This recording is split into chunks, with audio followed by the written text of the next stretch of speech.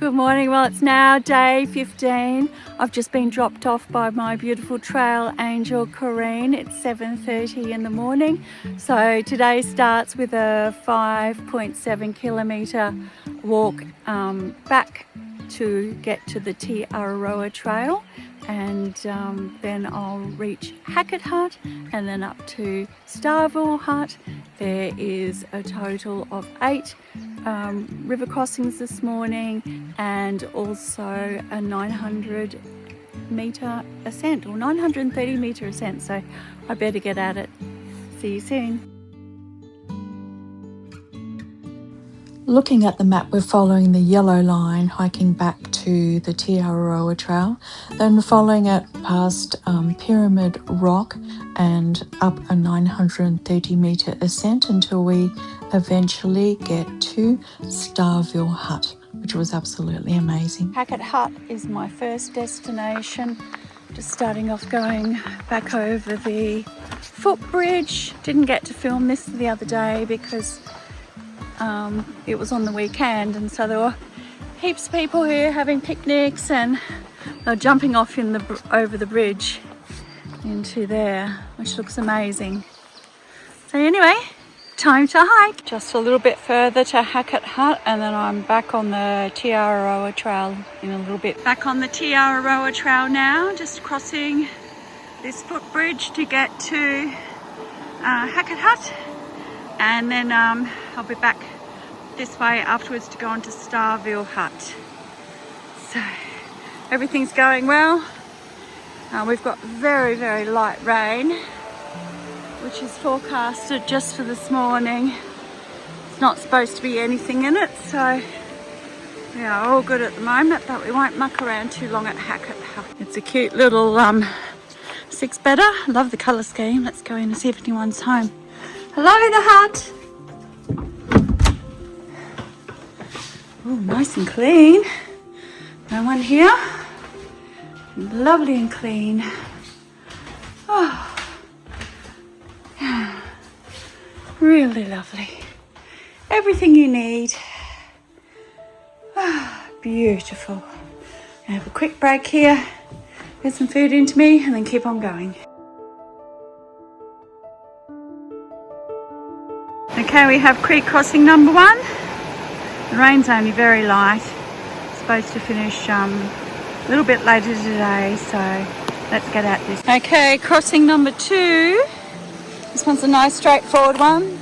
Last one went up to just over my knee, so that was no problem. Water's beautiful and clear. So this is the day 1 of my 10-day section of the Richmond Alpine track. No problem. And in there I'm including a rest day at the moment before Mount Rintle, weather dependent of course, and then I'm also including a potential another rest day at Hunter's Hut, weather depending. So I have 10 very generous days of food, which could easily be stretched out to 12 should I want it to be. So it's all good. Yeah, uppity uppity up. Crossing number 3. This is going to take me a long time today. My phone I'm keeping in a snap lock bag, so that takes a bit of time to get in and out. Not going to film every one. Not with me crossing it, but I'll try and get as much as I can. Rocks are very slippery, of course, in this light rain. 4th crossing, 5th crossing. I'm not going to be filming much today because although there hasn't supposed to be much rain in the high country, you just never know, and so I want to get across these 8 crossings before the water rises, if that's the case. You might not be able to see the orange triangle on the other side, on the tree trunk, but I certainly can. And this is my 6th crossing. You see the orange triangle on the other side. This has been described as a route rather than a proper form trail part of the Araroa, but so far it's been really well marked. Here's my 7th crossing, which is a little bit of a longer one, and there is an orange triangle just above that green rock on the other side. I don't know if you can see that in the centre of the screen now. So I'm being very careful with foot placement. A bit like Mount Maroon, I'm actually testing the weight going through it, my calves and ankles, before I put full weight on everything. Because some rocks are slippery and some aren't, and I'm trying to walk on the gravels wherever I can. This is my 8th crossing. You see the triangle on the other side. It's supposed to be my last, we shall see. I've really enjoyed this part, it's been awesome. Yay, well that was 8 crossings done. Hey grandson, can you see the smiley lion? Oh. There he is. Hey, hello grandson. I love you. Grandma loves you too. Here's your kisses. Grandma just had fun crossing all those creek crossings. Better keep going. I've got 930 metres ascent up to Starveall Hut now, which is a long way climbing up into the high country that Grandma loves so much. See you soon.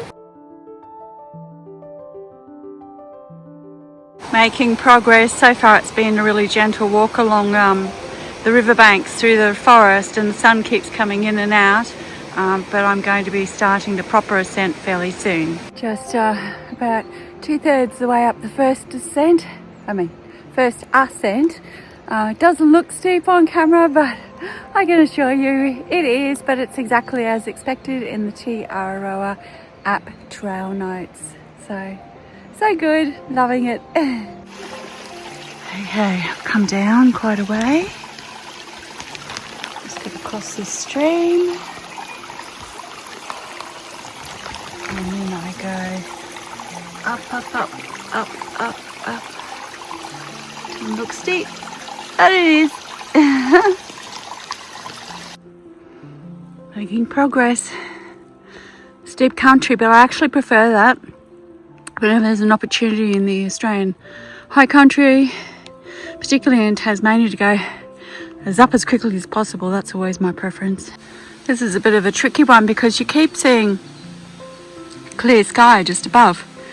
So you think you're getting to the top, but then you check on far out and have it on the elevation guide and you're absolutely nowhere near getting to the top. It's quite funny.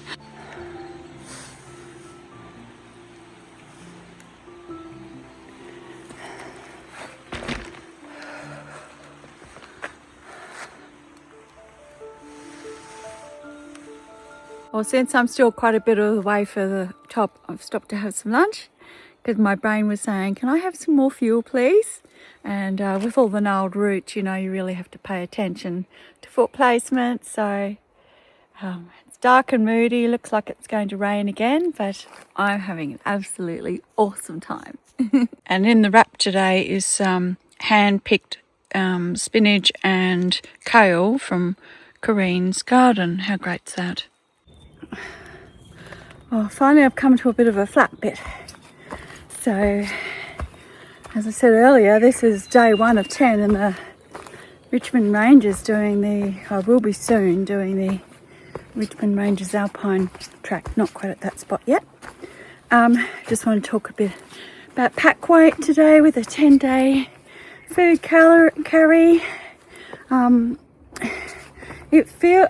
really pleased with the strategy that I went ahead and used with a much heavier pack weight that was necessary for the Queen Charlotte and also for Havelock and the first few days of the Richmond State Forest Park, because today with my 10-day food carry I feel like my pack's only about 1.5 kilos heavier, and that's really good for me with spinal based chronic pain, because in that situation my back doesn't like jumping a few kilos at a time in weight too much. So I feel like although I haven't weighed my pack, I feel like I've minimised it to to about 1.5 kilos heavier, and of course that'll decrease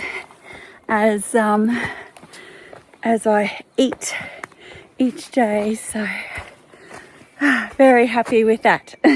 Grandson, have you been spotting the orange triangles? Have you been counting them for Grandma? Grandma's coming out into a saddle, which means it's a bit of a flat spot before I do more up in this direction. It's a lovely cool day today. It's been a bit rainy, no wind. Grandma's really loving these cool conditions because in hot weather this ascent would be quite a lot to deal with. Grandma's at 610 metres elevation at the moment, and the hut she's going to, I think, is 9:30. So a bit to go yet, but I'm getting there. Love you. Another lovely waterfall, little creek crossing to cross. And then I go up there. I'm all good for water at the moment. I've got about 1 litre, so that's great. Have to have a bit of a look at getting down this one. It's a bit more complicated. Very, very steep. No doubt it doesn't look like it on camera, but it is.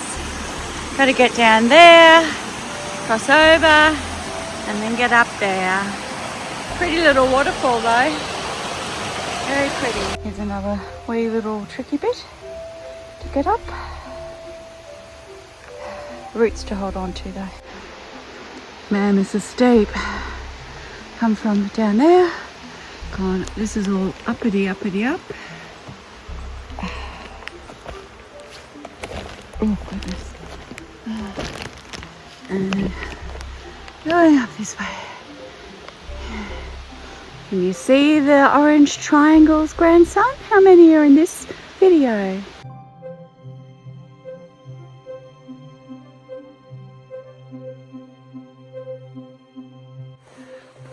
Well, I'm getting much closer to Starveall Hut now.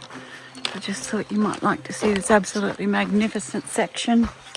It's just phenomenal. Absolutely stunning. Look at this. Oh wow. Wow. So cool. Look at this. Walking in fairyland.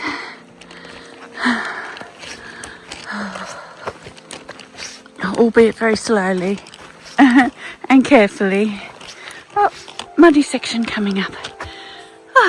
Hello from Starveall Hut, finally made it. Not much firewood here, I must say. Everything's really wet, so I'm going to be able to get a fire going, but it's only going to be like a brush fire. Anyway, let's see if anyone's at home. I guess not, because the fire's not on. Hello, the hut. Oh, no one here.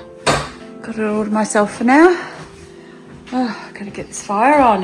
Get out of all these wet things. Just settling in at Starveall Hut. Have a nice litre of hot tea on the go. My spaghetti bolognese dinner's coming along, and we have a fire going. Yay! Because it is still pretty wet and cold outside. So, hut's a bit of a mess at the moment because I'm yet to sort all my gear out, trying to get stuff dried. I'm going to be sleeping over here. There's a lovely couple staying as well, and they're from Germany, so that's going to be fun. Okay, let's have a little look around Starveall Hut. Has 2 tanks, which is awesome. 2 water tanks. Cute little hut. Lovely young German couple taken over the responsibilities of the fire. So that's good. And this is the helicopter landing pad. So yes, this is Starveall Hut. Has some nice little tenting areas, but in weather like this, you know, when there's hardly anyone on the trail, why wouldn't you stay in the hut? But have a look at this. How pretty is this? Just gorgeous.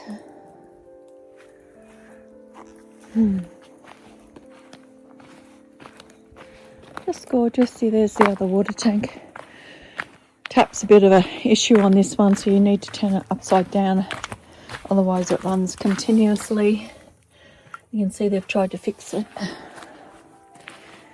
Yes, and the toilets down the back, if you can see it. So I think it's about time to probably go cook some dinner now. Bye for now. Walking down to the toilet, have a little look at that. Yes, being this early in the season, you know, I'm in November, I'm really lucky that there aren't very many people at any of the huts, so that's good. And today's a Wednesday. Oh, nice red door. Let's have a look. Oh, looks nice and clean. That's good. Nice view. Time to go to the loo.